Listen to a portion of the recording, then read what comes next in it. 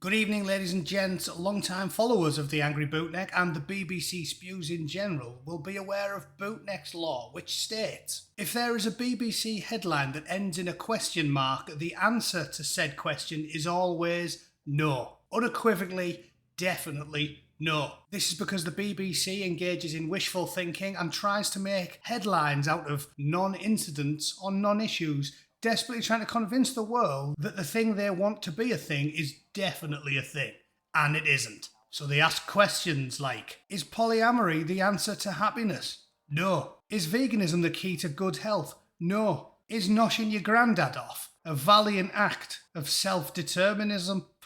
Or whatever ludicrous woke buzzwords they throw into a headline, desperately trying to convince you to make bad decisions because they want you to be miserable. That's why they make so many headlines that end in a question mark. And just here today is yet another example of my favourite axiom. US election 2024. Can Nikki Haley really stop Donald Trump? I'll give you a clue. Could 3'2", 90-pound leprechaun star Warwick Davies punch 10 bells of shite out of 7-foot horrifying heavyweight giant Tyson Fury? Any ideas?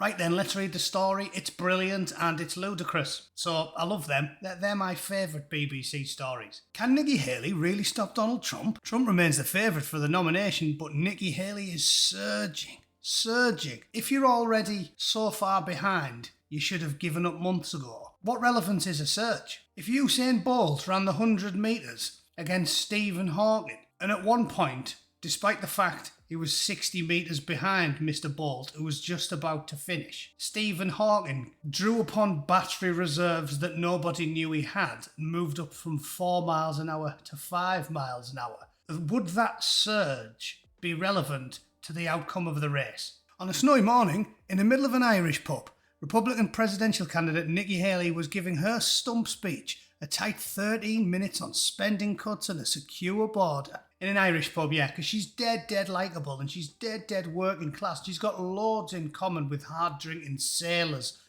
and steel workers who drink in Irish pubs, hasn't she? She's probably drank in less Irish pubs than Osama bin Laden. The heart of her pitch was this: a Haley presidency would be a return to normality. Yeah, it would. Everybody hates the president and everybody's miserable. Winner. Do you want that again? Because we could have that again. Yeah, we've got that now. Everybody's miserable and everybody hates the president. Funny old thing, I don't fancy it very much. That line won the loudest applause of the morning from the 100-odd voters who had braved the icy roads, 90 of which were paid to be there, obviously. 11 months into her candidacy, Miss Haley seems to finally have the wind at her back. The only wind that comes from her is out of her mouth and out of her arse. I've got no interest in listening to any of the bollocks that she spouts. They're always childless as well, aren't they? These weird women like Frau Merkel or Ursula von Scheizerporn and all the rest of them, they're always weird. And even the ones that aren't, kind of weird as well. Obviously I'm referring to Hillary there. She's got a kid. And that family makes the monsters look normal. She's engaging, she's smart, she's personable.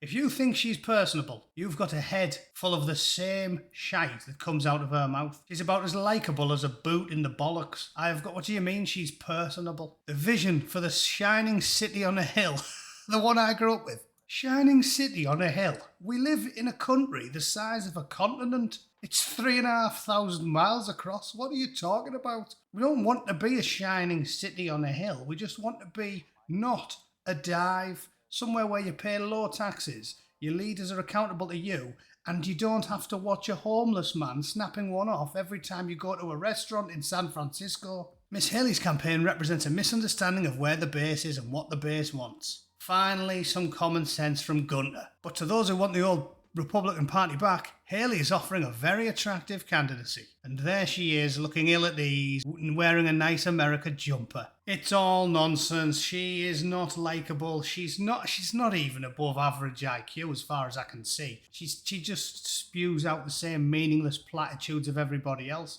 This isn't happening. It's a non-story. They've decided that she's surging to victory because they're desperate for that to be the case. But it's not going to happen, BBC. Nobody likes you and nobody agrees with anything you write. Stick to what you're good at and go back to defending paedophiles, covering up grooming gangs, and generally looking after the collection of sexual deviant pill-popping scum that works for your organisation. The only thing I would only support Nikki Haley if she said, by the way, my first foreign policy announcement if I'm president is to drop a £2,000 bomb on Broadcasting House while the 9 o'clock news is on.